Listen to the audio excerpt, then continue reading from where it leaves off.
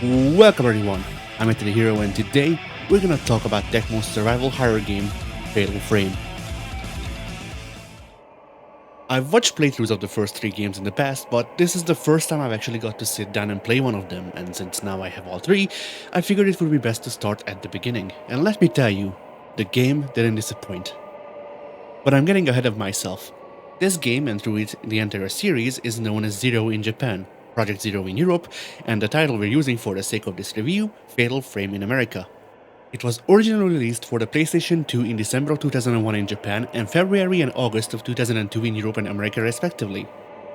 The game was then also ported to the Xbox in November of 2002 in America, February of 2003 in Japan, and May of that same year in Europe. The year is 1986. You play as Miku Hinasaki, a regular schoolgirl with a sense for the paranormal she shares with her brother Mafuyu.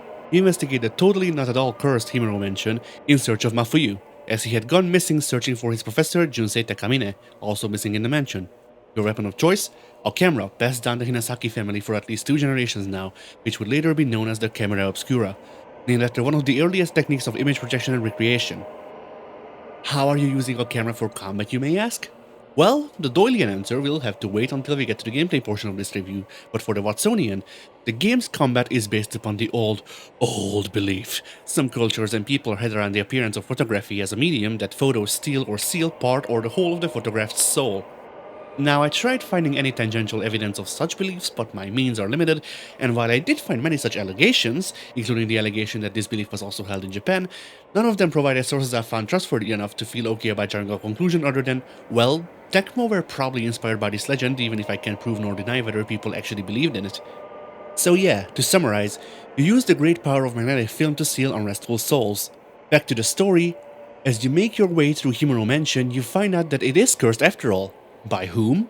Judging by what you go through, everyone. But you can't let that stop you from finding Mafuyu, can you? If you wish to avoid spoilers, skip to the timestamp shown on screen. The deeper you get, the more the mansion's state makes sense. You come to learn that this estate was the grounds for a certain ritual, namely that of the Rope Shrine Maiden.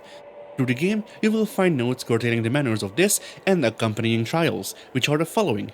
The Blinding Ritual, in which they use the blinding mask, I'm sure you can figure out what this does without my help, to produce a blinded maiden, and the Demon Tag Ritual, where the freshly appointed blinded maiden chooses her and the Rope Shrine Maiden's successors.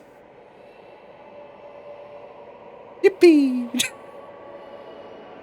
Okay, so now I know why the place is super cursed, but what does that have to do with Miku and Mafuyu? Well, the closer you get to finding Mafuyu, the more we find out about the history of the mansion's occupancy as well, and as it turns out, the camera you're carrying around, the camera obscura, the camera Miku said was her mother's, belonged to the daughter of the famous folklorist Ryozo Munakata, who had moved into Himuro Mansion to investigate the rituals of the Himuro family after they had been gone. His daughter Mikoto said that she got the camera from a girl in a white kimono, as we find out later, a Rope Shrine Maiden. Okay, but then how did the camera get to be in the Hinasaki family's possession, I hear you ask? Well, turns out Mikoto is Miku and Mafuyu's grandmother. To move on to the gameplay, Fatal Frame is a classic survival horror game. In my opinion, one of the big 3 of the genre, alongside Resident Evil and Silent Hill. This comes with most things you'd expect. Fixed camera angles, safe rooms to figure yourself out in, though with the caveat that safe rooms will not always be safe, loads of puzzles to go around, and limited resources. No tank controls though, that would have been a bit too much by 2001 I suppose. What separates Fatal Frame from the others in its weight class however is, of course, the camera obscura. The camera obscura is your weapon, yes, but upon its usage, the game also switches viewpoints from the fixed third-person camera you'd be accustomed to in survival horror games to the camera's viewfinder, giving you a first-person taste of the horrors. To explain its inner workings, the camera obscura, being, well, a camera, uses film as its ammunition. Throughout the game, you find different kinds of film which will change the camera obscura's power, as the higher gauge films will have greater potency for soul stealing. You can also affect the camera's power simply by the means with which you use the camera. Nothing is more embarrassing to these ghosts than being stuck in a place even still, so even just simply capturing them as they are is enough to deal some damage, but if you want to go for the big bucks, you'll have to keep them in shot for however long it takes your currently equipped film to reach its full soul-stealing potency, as shown to you by the runes on the bottom of the viewfinder, and get as close as possible.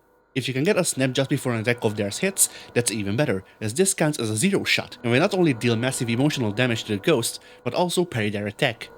Sadly, from my experience, shot composition matters not in the damage dealt by the camera obscura, but if they haven't yet, I think it would be a neat addition to add some extra damage on well-composed shots for the ghosts. One last major thing to point out in the gameplay section before we continue to the presentation harkens back to the viewfinder experience.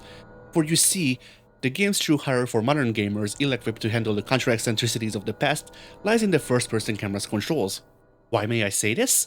Why, Fatal Frame is, as I had mentioned twice before, a game from 2001, which was before Call of Duty popularized the now widely accepted first-person control scheme. What does this mean for Fatal Frame? Well, it is by and large not that bad except for one big decision that makes it feel alien if you're used to the modern norm. You look with the left stick and move with the right. This isn't some insurmountable hurdle, you get used to it fairly quick, but it can be a source of some shock at first. To move on to the presentation, Fatal Frame is presented great.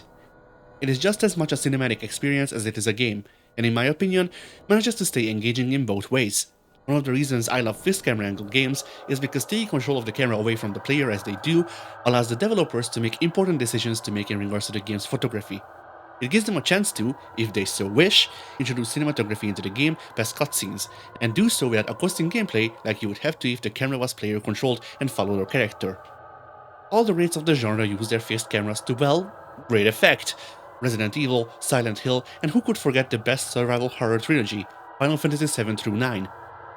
Fatal Frame is no different to these, in using camera angles and movement to make you shit your pants. As for the sounds, while the dubbing certainly carries that low-budget early 2000s charm, This camera has the power to expose things the normal eye can't see.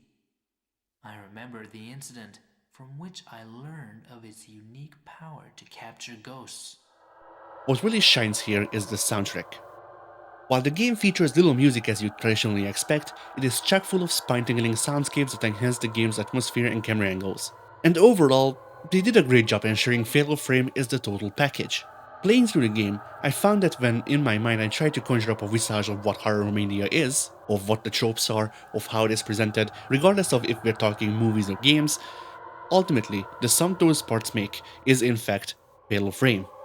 Now surely that is at least in part due to my having seen this game early on in my life, but I don't think that quite accounts for how formative it seems to have been in my tastes.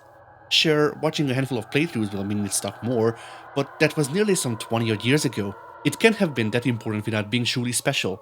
And now that I've played it myself, I can tell you, Fatal Frame is special. It joins Silent Hill 2 in being one of the only two horror games I've played thus far that actually legitimately freaked me the fuck out. And this experience only makes me look forward to Fatal Frame 2 all that much more, because if the first game was able to do this to such great effect, I can't help but be excited about them trying to dethrone this in the sequel. And well, I have to enjoy every moment I get before the playable time travel incest baby.